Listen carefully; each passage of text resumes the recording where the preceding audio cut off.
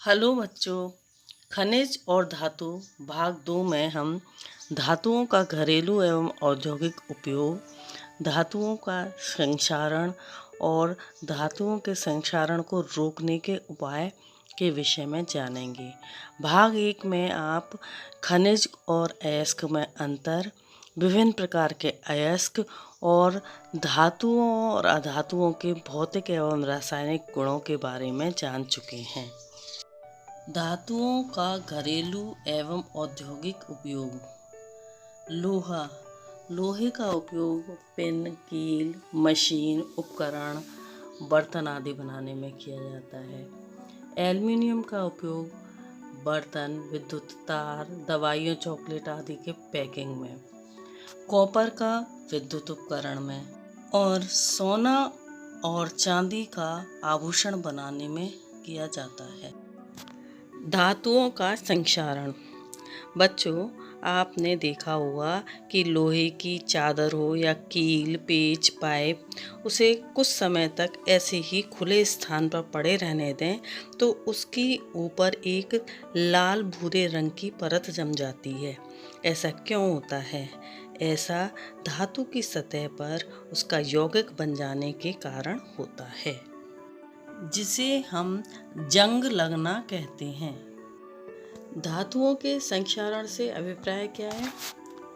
धातु की सतह पर उसका यौगिक बनकर धातु की एक एक परत के रूप में उतरने से धातु का नष्ट होना संक्षारण कहलाता है। जैसे लोहे के संक्षारण को जंग लगना कहते हैं।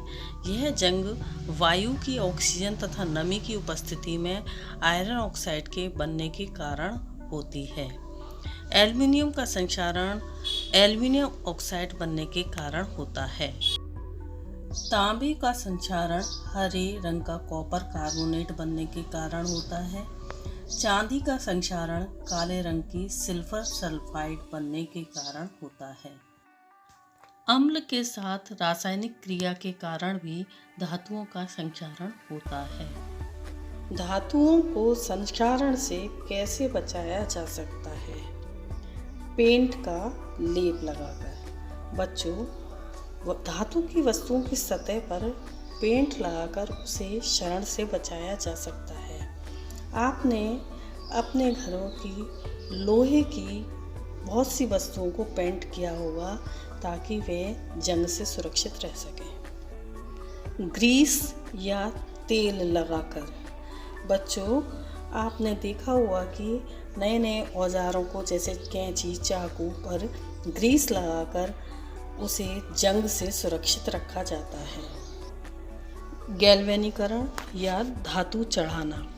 लोहे को जंग से बचाने के लिए लोहे की चादर को पिघले हुए जस्ते में डुबो देते हैं, जिसके कारण लोहे पर जस्ते की एक पतली परत जम जाती है।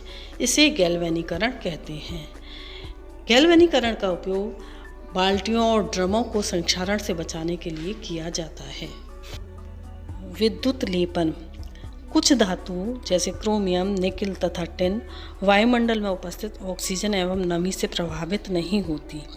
लोहे का क्षरण रोकने के लिए उसके चारों ओर क्रोमियम या टिन का विद्युत लेपन कर दिया जाता है। एल्युमिनियम की चमक को भी नष्ट होने से बचाने के लिए विद्युत लेपन का प्रयोग किया जाता है। मिश्र धातु बनाकर। बच्चों, लोहे में जंग लग जाती है, लेकिन लोहे में अगर कार्बन मिला दिया जाए तो स्टेनलेस स्टील प्राप्त होती है, जिसमें आसानी से जंग नहीं लगती। मिश्र धातु। मिश्र धातु दो या अधिक धातुओं और अधातुओं का समांगी मिश्रण है। दो या दो से अधिक धातुओं को पिघली अवस्था में मिलाने पर मिश्र धातु प्राप्त होती है। मिश्र धातु के गुण। मिश्र धातु मूल धातु से कठोर होती हैं। शुद्ध धातु सोना बहुत मुलायम होता है, इससे आभूषण नहीं बनाए जा सकते, लेकिन जब सोना में थोड़ा सा तांबा मिला दिया जाता है तो आसानी से आभूषण बनाए जा सकते हैं। मिश्र धातुओं का वायु की नमी के कारण क्षरण नहीं होता। जैसे लोहे में अगर कार्बन मिला दिया जाए तो स्टेनलेस स्टील प्राप्त होती है, जिसमें जंग नहीं लगती। मिश्र धातुओं का रासायनिक यौगिकों द्वारा क्षरण नहीं होता है। मिश्र धातुओं के गुण उनके अवयवी धातुओं के गुणों से भिन्न होते हैं। जैसे सोल्डर सीसा तथा टिन का मिश्र धातु है।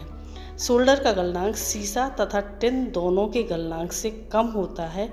इस कारण इसका उपयोग धातु के टुकड़ों तथा तारों को जोड़ने में किया जाता है। मिश्र धातु एवं उनके उपयोग। पीतल तांबा और जस्ता से मिलकर बना होता है और इसका उपयोग बर्तन, तार, सजावट की वस्तुएं बनाने में किया जाता है। कांसा तांबा और टिन से मिलकर बनी मिश्र धातु है, जिससे सिक्के, घंटा, मेडल, गहने आदि बनाए जाते हैं। सोल्डर सीसा और टिन की मिश्र धातु है। इसे विद्युत परिपथों में टांका लगाने में प्रयोग किया जाता है। स्टेनलेस स्टील यह लोहा, कार्बन, क्रोमियम, निकल की मिश्र धातु है। इस धातु का उपयोग बर्तन, उपकरण, छुरी, कांटे आदि बनाने में किया जाता है।